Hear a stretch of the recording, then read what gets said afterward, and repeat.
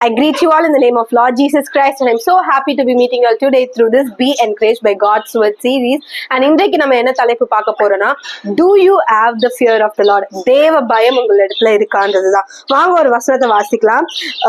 Proverbs 1:7. The fear of the Lord is the beginning of knowledge, but fools despise wisdom and instruction.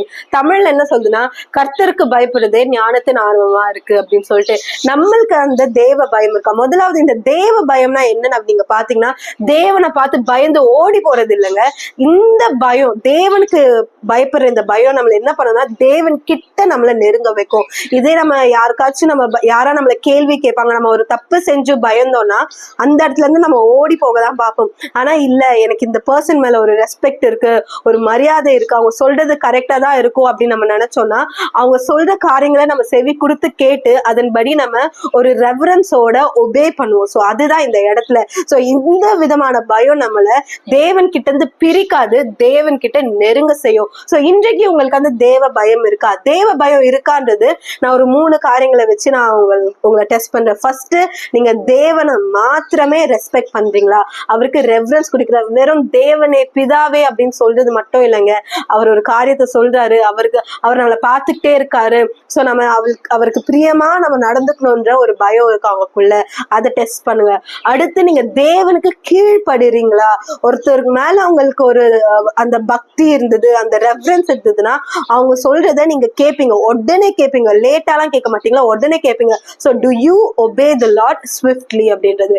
மூணாவது என்னன்னா, worshipping God and God alone. Okay, ஏன் இந்த இடத்துல worshiping God and God alone நான் சொல்றேன்னா, நம்ம சில நேரத்துல பீப்புளை வர்ஷிப் பண்ண ஆரம்பிச்சிருவோம். அதாவது அவங்களுக்கு போய் நம்ம ஏதோ இன்சென்ஸ் எல்லாம், இந்த என்ன சொல்றது, இந்த ஊதுவத்திலாம் ஏத்தி இது பண்றதுலாம் கிடையாது. நம்ம பீப்புளை ரொம்ப பிரேஸ் பண்ணி அவங்கள நம்ம தலைக்கு மேல வச்சுட்டு அவங்கள வர்ஷிப் பண்ண ஆரம்பிச்சிருவோம். இல்ல சில நேரத்துல நம்மளோட பிரச்சனைகளை நம்ம என்ன பண்ண ஆரம்பிச்சிருவோம், உயர்த்த ஆரம்பிச்சிருவோம். ஐயோ, எனக்கு இவ்வளவு பிரச்சனை இருக்கு, இவ்வளவு பிரச்சனை இருக்குன்னு தேவன் அதை விட மகத்துவம்ன்றதை நம்ம மறந்துடுவோம். சோ இன்றைக்கு நீங்க இந்த 3 காரியங்கள், first, having reference to the Lord, தேவனுக்கு பயப்படுறீங்களா? தேவ பயம், தேவ பக்தி உங்களுக்குள்ள இருக்கா?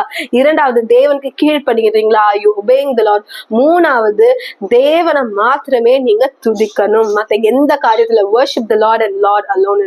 So if today உங்களுக்கு அந்த தேவ பக்தி, தேவ பயம் இல்லைன்னா, தேவனிடத்துல கேளுங்க, நான் உங்களுக்கு பயப்பட, நான் உங்களுக்கு அந்த ரெவரன்ஸை கொடுக்க எனக்கு உதவி செய்யுங்க ஏசப்பா. ஏன்னா நம்ம தேவனுக்கு பயப்படாம நம்ம இஷ்டத்துக்கு நம்ம எண்ணம் போல் நம்ம வாழ்க்கையை, இது நிறைய பேர் இந்த கோட்ல வச்சிருப்பாங்க, எண்ணம் போல் வாழ்க்கை.